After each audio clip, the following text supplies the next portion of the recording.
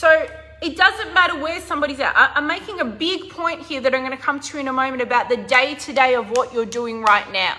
The day-to-day of how you're showing up right now. The day-to-day of who you're being right now. And the fact that right now you can choose to become her, become him, become that version of you. The one that you're trying to figure out somewhere in your mind how you're going to one day leapfrog to after you first apparently perfect everything. No matter where somebody's at, no matter what they've already done, no matter what is already in place in their life that you or maybe anybody else would look to and think, oh my gosh, amazing. This person has somehow graduated from being human and they just know everything. No, they haven't. They're not God. That person still has their own stuff that they pedestal, their own stuff that they hold at arm's length, their own stuff that they just kind of set aside or just hammer down inside of them to not have to listen to or attend to because they're not sure in their mind.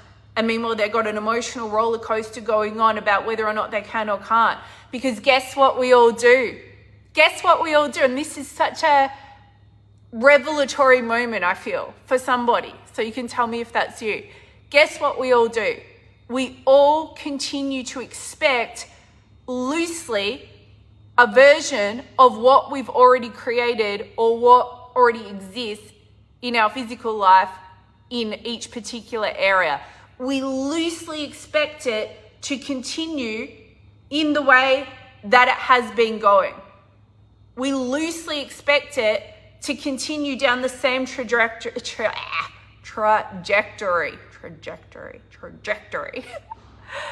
Now, depending on who you are and maybe depending on your upbringing and what kind of circles you move in, you would either loosely continue it to trend slightly upwards in a particular area of your life, it's just going to keep getting better little bit by little bit because I'm the kind of person who puts in the effort, the time, the belief, what have you, or depending on the way in which you might have had things indoctrinated into you or some mindsets that you might want to just squish and destroy today, you might find that you loosely expect it to slightly get worse over time.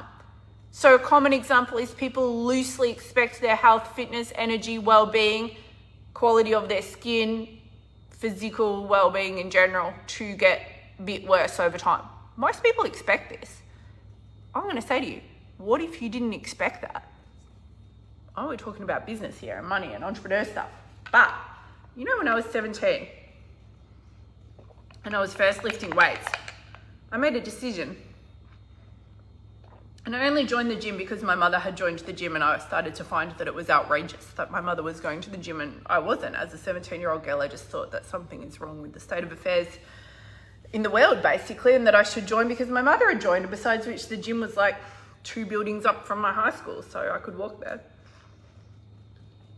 And I was very inconsistent at first because I didn't really care for it one way or the other. I had no particular feelings about it. I didn't dislike it or like it, but I just kind of went because I was paying for the membership and I certainly was brought up to not be wasteful of resources. So I went, but I was not consistent as in I wasn't going every day is what I mean.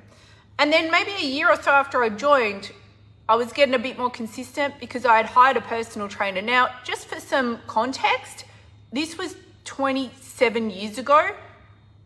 Personal trainers didn't exist in Australia. I don't know where it was at in the US at the time, but I think I hired the only personal trainer that existed in Australia at the time, who had just basically appointed himself as such because there was no regulations, there was no certification or anything like that. So I always had this mindset where I was well, if I'm going to do something, I'll find the person who knows how to do it to help me to be accountable and commit and obviously to show me.